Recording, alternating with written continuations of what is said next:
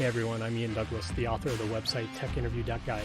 I do live streams every Sunday and Thursday at 6 p.m. Pacific, 9 p.m. Eastern about topics relevant to interview preparation for the tech industry. I occasionally record longer Q&A sessions, and I've started to break those into smaller videos to post. And there'll be information at the end of this video about how to get in contact with me if you have additional questions. Let's get to it. This is a really good one to kind of jump into. Should I take a support role just to get into the company? And then how do I transfer to a developer role later? Some people think that this is kind of a risky move, that if you get a job in support or you get a job in QA, that's the only thing you're ever going to do.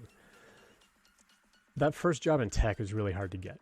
If you can find a way into a company that you care deeply about, and you're like, and you care deeply about them more than because they're giving you a paycheck. So let me qualify that.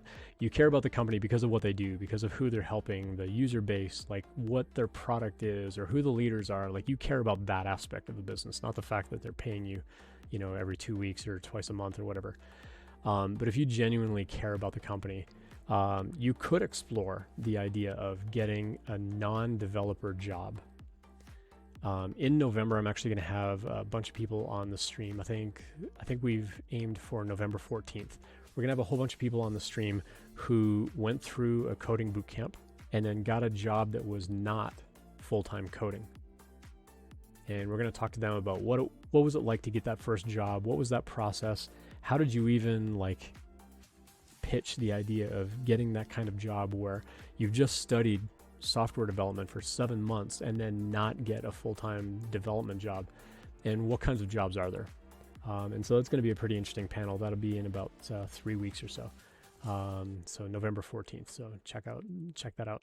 But kind of back to the question, should I take a support role just to get in, and then how do I transfer into another department later? It can be risky to apply for a job and then say, why do you want to work here? Why do you want this particular job? To say, I actually only want this job for a small amount of time, and then I want to transfer into something else. There is a bit of a myth that, once you get a particular kind of job, that you're now sort of pigeonholed or forced to stay in that job. Like once you do support, you only do support. Once you do QA, you only do QA. That's a bunch of baloney. You can be whatever you want to be in tech. If you get a job in support and then you want to be a developer, then, as long as you're practicing those skills in some way to where, when you apply for a developer job within the company later, or, apply for a promotion or transfer or whatever, that you still have those skills, then they should absolutely, qualify you for that job and consider you for that job. I think Here's my take. Some people really look down on support and QA, and I think that that's a bunch of crap too, because I find in my experience, people that work support and deal with customers and people that work in QA have a much deeper appreciation of the product that they're building when they do go become a developer. As a support engineer, you're interfacing with the customer, and so you have a much deeper appreciation and a much deeper user empathy, so that when you become a developer for that company, you're like, but if we do it that way, these people are going to get ticked off, or the user experience is actually going to be really poor because of this if we make this kind of change. And you can now sort of be a liaison for the customer. You can advocate for the user as a developer on the team. And so you can use that as a selling point for, hey, I really want to transfer into a developer role. I've learned so much as a support person on the team that now moving into a developer role, I've got all this extra knowledge and deeper knowledge in what the customers actually want and the problem areas that the customers have. And that actually is going to make you a better developer. Same thing with QA. I've told a story on the stream before, and I'd love to get this person on the stream sometime just to chat. But I hired them at SendGrid, and I put them into a QA role, and they hated it. They threatened to quit their job, and they hated me for it, I'm sure. And I said, please just give me like an amount of time. I think I said a year, but it ended up not being quite a year. And I said, give me a block of time, and they hated working in QA. But when they came back to the team, they were actually a better developer than some of the intermediate developers that I'd hired at the same time. Now, this person was a junior dev, but when they came out of that QA time, they were actually a better developer because of the time they spend in QA, a little bit from a different angle from the user's perspective that I just talked about with a support engineer. A QA engineer, they tend to have much deeper knowledge as far as like, hey, a change in this system has a ripple effect and it's going to go affect all of these other systems. And so if we make a change over here, it's going to impact all these other things. Sometimes as developers, we kind of put the blinders on and go, well, this is the only thing I know. This is the only thing I'm working on. And so this is all I care about. But when you're in a QA role, you can't have those blinders on. You got to look at how everything impacts everything and how is data being communicated from one system to another system. And so this guy actually came off the team, off the QA side of it, onto, back as a developer, way better developer, because he had a much deeper understanding of how all of the systems within SendGrid kind of communicated, because he got a lot more exposure to that. Where the developers on my team, we were building a product at the time where we were all just super heads down, and that was the only thing we were really paying attention to. And so I find that people are like, oh, you're just QA, or oh, you're just support. It's like that, like in my mind, I got a ton of respect for those folks as a developer. Having been in the industry a long time, I have a ton of respect for people that do QA jobs and support jobs. So should you take that kind of role just to get into the company? I think as an entry-level dev, if you can keep your skills up, it's a great way to get a job in a company and show them that you care about the user.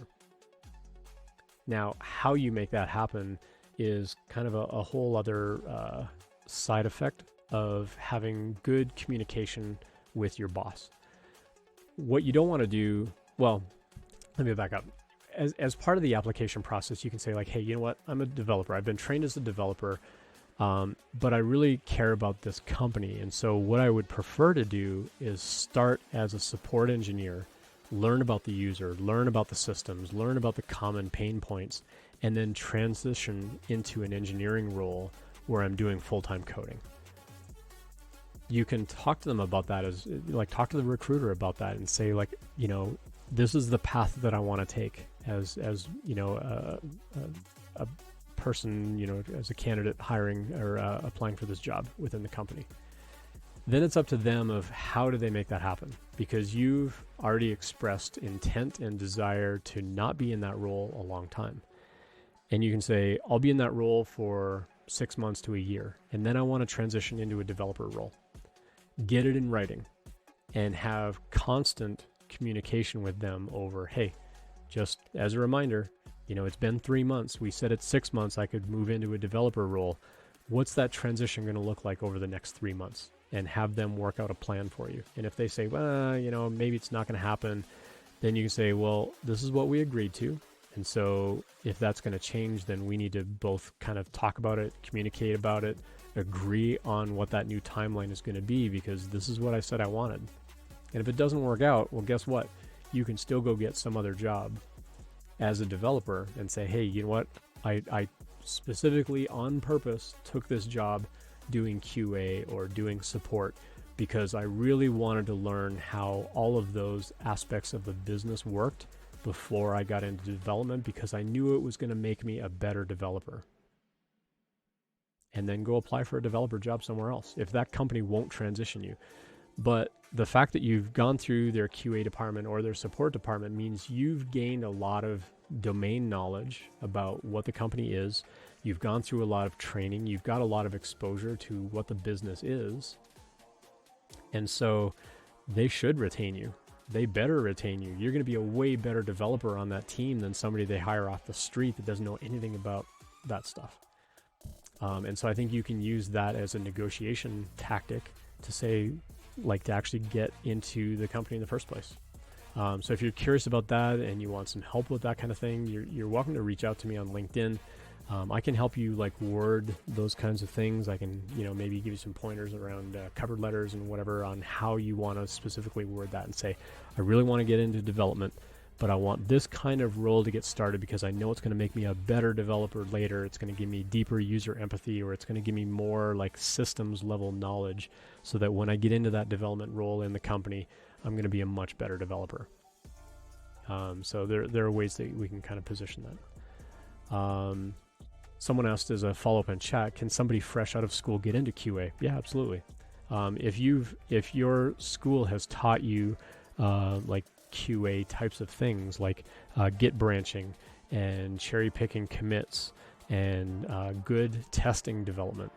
Doesn't necessarily need to be test-driven development, but that you know how to run tests and you know how to write additional tests and maybe work in some other kind of test framework besides the one that, just using Ruby on Rails, for example. If all the tests are written in RSpec, could you go write some tests in a tool like Selenium that actually pull it up in a browser and you actually see the buttons get pressed and the forms filled in and things like that? Like, can you go build automated testing in a tool like that so that you've actually got like browser-based testing? Because tools like RSpec, they're kind of pretending to be a browser, but it's not the same thing. Of course, this is applicable for web apps only. It's not the same thing as actually being in a browser and actually clicking on these things and going from screen to screen. And so anything you can do to kind of automate that sort of process and be in a real browser, it's kind of like what we call user testing, where a user is actually like typing the stuff in and clicking on the buttons, but it's automated, so it runs much, much faster and gives you sometimes better information about what's working, what's not working. So yes, you can get a QA job straight out of school, absolutely. And a lot of that depends on how you talk about the job and why you want that kind of job, but absolutely you can do that. Hey, thanks for watching. I love helping people out with interview prep, and I hope this video helped you in some way. If you found this Q&A useful, please consider subscribing.